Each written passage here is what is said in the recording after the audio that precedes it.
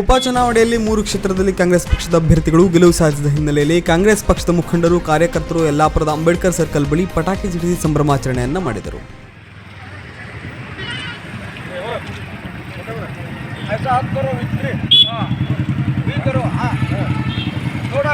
ಕಾಂಗ್ರೆಸ್ ಪಕ್ಷಕ್ಕೆ ಕಾಂಗ್ರೆಸ್ ಪಕ್ಷಕ್ಕೆ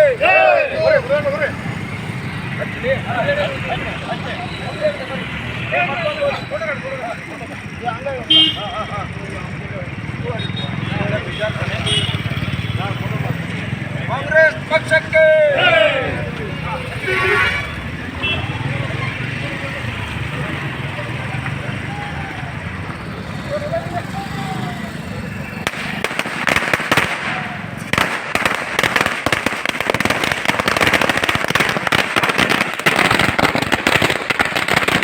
ವೀಕ್ಷಕ ಮಹಾಪ್ರಭುಗಳೇ, ನಮ್ಮ ಚಾನಲ್ ಅನ್ನು ಸಬ್ಸ್ಕ್ರೈಬ್ ಮಾಡಿ, ಶೇರ್ ಮಾಡಿ, ಪ್ರೋತ್ಸಾಹಿಸಿ.